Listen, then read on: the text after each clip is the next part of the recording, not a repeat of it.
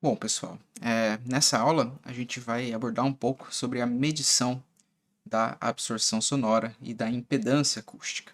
Então, a gente tem alguns métodos que são normatizados e a gente tem métodos que são métodos em desenvolvimento e que são utilizados, né, para caracterizar os materiais. Isso é boa parte dos meus projetos de pesquisa. Então, é uma área que eu tenho algum conhecimento já e alguma bagagem até maior do que outras áreas da acústica.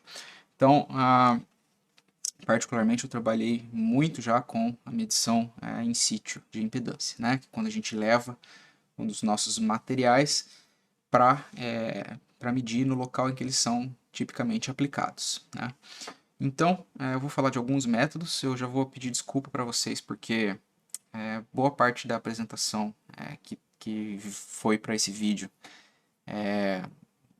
ela está em inglês, porque fez parte de apresentações que eu fiz recentemente internacionalmente, então eu aproveitei até para não ter tanto retrabalho e para conseguir fazer num ritmo mais rápido que a disciplina exige, tá?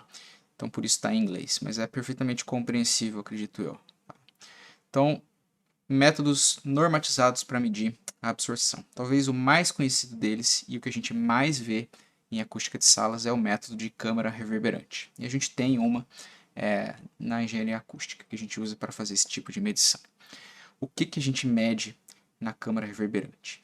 Muita gente vê o coeficiente de absorção da câmara reverberante e pensa imediatamente que esse é o único método, mas na verdade a gente tem outros métodos para fazer isso.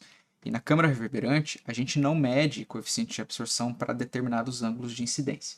O que a gente mede é o coeficiente de absorção por incidência difusa.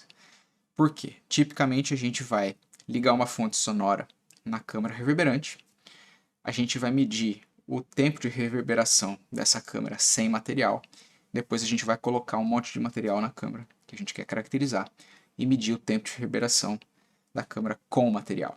Comparando as duas medidas de tempo de reverberação e usando a teoria estatística que o Sabine propôs para o decaimento sonoro em salas com campo difuso, a gente calcula um coeficiente de absorção por incidência difusa.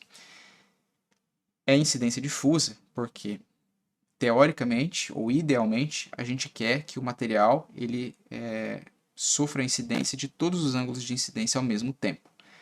Então, esse tipo de coeficiente de absorção por incidência difusa, o αS, ele pode ser considerado como um coeficiente de absorção médio de todas as frequências. De todas as frequências não. Deleta essa parte.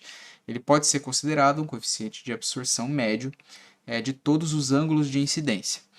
Então, o que essa expressão aqui, proposta por Paris há muito tempo atrás, está dizendo é que a gente vai ter o coeficiente de absorção θ para cada ângulo integrado, né, multiplicado ali por um seno, uma função, ao longo de todos os ângulos de incidência de elevação.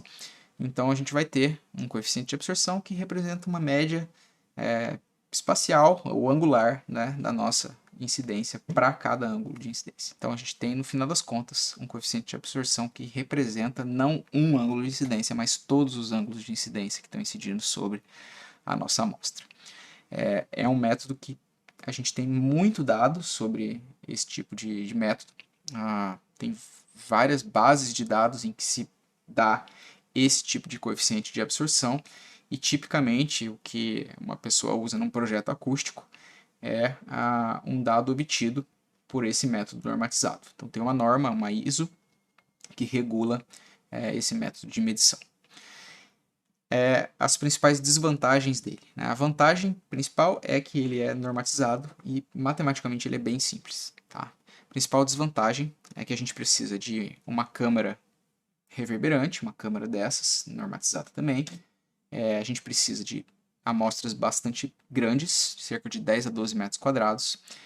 A gente assume que seja verdade que existe um campo perfeitamente difuso na nossa câmara, né? E a incidência é isotrópica, ou seja, ela é igual para todo. Se você imaginar uma esfera ao redor da tua amostra, todos os ângulos ali têm que ter a mesma amplitude, né? Então está chegando a mesma coisa na nossa amostra para todos os ângulos de incidência. Só que isso não é necessariamente verdade, a gente já tem boas referências na literatura que falam sobre isso. E tem um paper recente também, de 2018, mostrando que existe bastante incerteza interlaboratorial. Então a mesma amostra medida em vários laboratórios pode ter, de fato, coeficientes de absorção bastante diferentes. Tá? E é muito comum também ver, oriundo desse tipo de medição, coeficientes de absorção que excedem 1, né, que excedem a unidade, por causa de um problema da não difusividade do campo perfeita e por causa também do tamanho finito dessas amostras que a gente está medindo. Um outro método normatizado, também tem uma ISO que regula a medição desse método, a medição com este método, é o tubo de impedância. No tubo de impedância, a gente tem tipicamente um alto-falante, num tubo mais ou menos pequeno. Isso aqui é uma bancada que você consegue botar na tua escrivaninha até, então é conveniente por causa disso. Ele é portátil, relativamente portátil. A gente tem um alto-falante numa das extremidades do tubo, a gente coloca o material que a gente quer caracterizar na outra extremidade e a gente tipicamente usa 2 microfones ou mais microfones para medir o coeficiente de absorção. Então a gente mede a função de transferência entre esses microfones e computa o coeficiente de absorção. Vocês podem ver a equação no livro. Né? A vantagem desse método, né, é que a bancada em si ela é relativamente portátil. Matematicamente o método é bastante simples. A gente obtém deste método a impedância por incidência normal e o coeficiente de absorção por incidência normal, certo? Ao contrário da câmara reverberante, que só dá o coeficiente de absorção. Então aqui a gente obtém a impedância. Desvantagens. A gente não consegue para outros ângulos de incidência, tá? Então é só θ igual a zero. É um método destrutivo, ou seja, você tem que cortar a tua amostra para poder colocar ela dentro do tubo. Então você destrói a tua amostra nesse processo. Existem evidências também na literatura de bastante incerteza interlaboratorial. Então a mesma amostra medida por vários tubos de impedância diferentes dão resultados bastante diferentes e isso pode variar muito dependendo do tipo de amostra. Então tem amostras que variam mais, tem amostras que variam menos.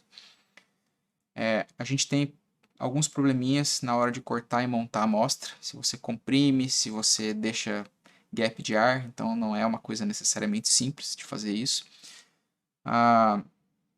E é muito difícil medir amostras que têm variação na superfície. Então, amostras que têm superfície irregular, é difícil definir aonde está a superfície da amostra, que é uma coisa que a gente precisa fazer para calcular a impedância de superfície e o coeficiente de absorção com base na função de transferência. E também, claro, se a tua amostra varia ao longo do espaço, como os metamateriais, por exemplo, é difícil definir qual porção da amostra você corta para representar bem o teu material, certo? Então, não é necessariamente simples, às vezes, usar o método tubo de impedância, embora ele seja amplamente usado, né? E vale muito como referência em muitos experimentos que a gente faz. Bom, a gente tem alguns outros métodos que se chamam métodos in situ. E eu quero dar um panorama geral sobre eles porque eu trabalho muito com isso. Então, desenvolvo bastante pesquisa nessa área. Então, a gente tem alguma perspectiva histórica desses métodos in situ. O que é esses métodos in situ? Eles servem para você pegar o teu aparato experimental, levar até o lugar que a tua amostra está instalada e medir a impedância, coeficiente de absorção, reflexão dessa tua amostra. Então a gente tem tipicamente, ao longo da história, os métodos foram se desenvolvendo de mais simples para mais complicado, né? Então, à medida que a nossa compreensão matemática do fenômeno foi evoluindo, a gente também foi evoluindo os métodos. E a gente tem basicamente 2 tipos de métodos desenvolvidos. Os métodos de separação temporal, no qual a gente tem umas referências boas aqui.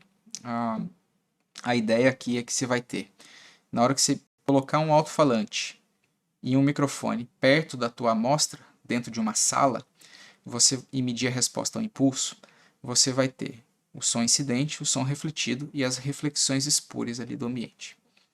Se você medir em campo livre, você não vai ter nem essa componente 2, nem essa componente 3. Você vai ter só a componente 1, que é o incidente. E aí o que você pode fazer? Você pode usar um janelamento temporal. Você primeiro subtrai o que você mediu na sala do que você mediu em campo livre. Então isso vai eliminar o incidente. E aí você usa um janelamento temporal para eliminar a componente 3. Então você corta, é como se você cortasse, né? Mas a gente corta de um jeito mais esperto. A gente corta as componentes de reflexão espúria, que a gente não quer. E aí a gente tem a componente refletida pela amostra e a componente incidente na amostra. E com essas duas a gente consegue calcular o nosso coeficiente de reflexão, porque é refletido por incidente. E aí calcular o coeficiente de absorção, certo? Claro que aqui a gente consegue também mudar o alto-falante de posição e medir com outros ângulos de incidência, certo?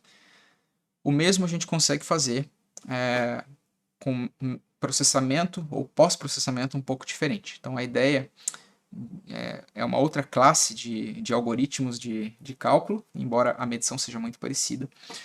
A gente leva um alto-falante, leva um par de microfones ou uma sonda de pressão e velocidade de partícula para medir in situ. E o que a gente faz? A gente usa um modelo de campo acústico para estimar a nossa impedância de superfície. Então, tipicamente, o que aconteceu? Primeiro a gente pensou assim, vamos usar um modelo então que tenha ondas planas na composição do modelo matemático. Isso é muito simples e leva a soluções analíticas de um jeito muito rápido. Tá? Depois a gente evoluiu, porque a gente percebeu que se eu coloco a minha fonte muito perto da minha amostra, a minha onda não vai ser plana mais, a minha onda vai ser esférica. E a onda esférica reflete de um jeito todo complicado na amostra, tá? Mesmo que a amostra seja bem grande. E aí a gente tem uma formulação, que é uma formulação integral, e aí a gente usa métodos interativos para recuperar a impedância de superfície a partir da coisa que eu meço. Eu nunca consigo medir exatamente sobre a superfície da amostra. E mesmo que o meu sensor esteja bem perto, eu preciso usar esses algoritmos para recuperar a impedância de superfície. Tá? Os detalhes sobre isso são bem complicados, eu não vou dar eles aqui. Né? Então a gente vai tentar avaliar isso de um jeito, tentando entender a lógica. Então eu meço função de transferência com 2 microfones ou pressão sobre velocidade de partícula num ponto acima da amostra e quero recuperar na superfície da amostra, certo? E aí eu preciso usar um método interativo para isso. A vantagem de usar esses métodos interativos é que eu consigo trabalhar com aparatos experimentais que são bem portáteis. Então a fonte está bem perto do meu sensor, né? E aí eu tenho a desvantagem desses métodos interativos é que eles assumem algumas coisas sobre a tua amostra. Por exemplo, assumem que ela é localmente reativa, ou assumem que ela tem um tamanho infinito e coisas do tipo. E aí a gente vai ter os erros típicos, né, de fazer essas pressuposições. Beleza. Um outro método bem interessante, temos um aluno hoje, em 2021, já há algum tempo trabalhando com esse método, mas é usar um par de microfones também, só que ao invés de levar a fonte para perto do sensor e medir numa posição fixa aqui, a gente coloca a fonte em qualquer lugar na sala e a gente vai ter incidência difusa nesse par de microfones. E aí a gente pode usar esse método com uma formulaçãozinha matemática relativamente simples para recuperar a impedância de superfície. E a gente tem algumas medições promissoras aqui para material de absorção. Funciona relativamente bem, a gente tem uma incerteza aqui também, já calculada, e a gente mediu também já materiais ressonantes, né, absorvedores ressonantes. A gente tem um modelo aqui que considera a incidência normal, e o que a gente mede é relativamente próximo do que a gente esperava que o material se comportasse. Então a gente está com alguma confiança nesse método. Ele é um método muito interessante, portátil e fácil de utilizar, certo? Ele tem alguns probleminhas de definição física que a gente está investigando e precisa investigar mais, né? Mas em termos práticos ele é um método que funciona muito bem e tem um apelo, né? Esse apelo prático que é interessante. E aí a gente teve recentemente, a partir de 2015, 2016, uma evolução dos métodos que utilizam arranjos de microfones para medir impedância. Tá? Então, esse é parte de um projeto de pesquisa que eu tenho hoje com a Universidade Técnica da Dinamarca. E esses métodos começaram no passado, né, utilizando os métodos de holografia de campo próximo, e o Tamura propôs usar a holografia de campo próximo lá em 1990 para medir a absorção. A holografia de campo próximo é baseada na transformada espacial de Fourier, e isso tem alguns problemas, como a necessidade de medir amostras muito maiores do que o arranjo de microfones que a gente está usando. Atualmente, a gente consegue, com métodos de álgebra linear e regularização, medir amostras muito menores. Tá? Então, qual que é a ideia? A gente tem um arranjo de microfones perto da nossa amostra, que está aqui em cinza, e a gente tem esse arranjo, essa série de pontos azuis representam um arranjo de microfones perto da amostra. A gente usa um modelo de campo acústico, por exemplo, um modelo que considera várias... cada pontinho desse representa uma onda incidente e refletida na nossa amostra, certo? E a gente decompõe, então, o que a gente mediu nessa base aqui de ondas planas, por exemplo, certo? E aí a gente vai ter a nossa onda incidente, a nossa onda refletida e uma série de reflexões aqui que tem a ver com a difração nas bordas, por exemplo, da amostra. A gente usa um modelo do campo acústico, então, né? Eu não vou entrar em muitos detalhes, mas basicamente esse modelo aqui, essa matriz H, que é a nossa matriz de sensibilidade, que representa uma série de ondas planas incidindo na nossa amostra. A gente pode considerar ondas planas que estão se propagando, que se propagam para o campo distante, e a gente pode considerar também ondas planas que a gente chama de evanescentes, que são ondas que decaem na direção Z ali da nossa amostra rapidamente. Então elas não vão para o campo distante, elas só compõem o campo próximo que a gente está medindo. Tá? E eu não preciso entrar em muitos detalhes sobre isso, isso é parte de um projeto bem legal que está acontecendo, mas a gente já tem resultados bem interessantes sobre isso, inclusive ao incluir essas ondas evanescentes no modelo, a gente consegue resultados muito bons e independentes do tamanho da amostra. Então aqui, por exemplo, a gente está medindo uma amostra de 30 centímetros por 30 centímetros, então ela é relativamente pequena, né, ela tem mais ou menos isso aqui de tamanho, né, e a gente consegue recuperar bem a impedância e a absorção dessa amostra como se ela fosse infinita. Né? Então, a gente faz uma medição mais ou menos independente do tamanho da amostra. E é muito interessante também que a gente consegue ver, olhando o espectro do número de onda, olhando a coisa em outro domínio, né, que não é domínio do tempo, não é no domínio da frequência, é no domínio agora do número de onda. A gente consegue ver quais são as componentes principais e para onde elas estão viajando. Né? Então aqui a gente tem uma incidente chegando ali em 45 graus, uma refletida saindo em 45 graus, essa principal, e a gente tem outras componentes ali evanescentes que viajam, por exemplo, de uma borda para outra da amostra, indicando, portanto, que existe um processo de difração, né, ou de reflexão não especular na fronteira entre o material e o que é superfície rígida. Né? Então é bem interessante de poder observar esse tipo de fenômeno experimentalmente. Né?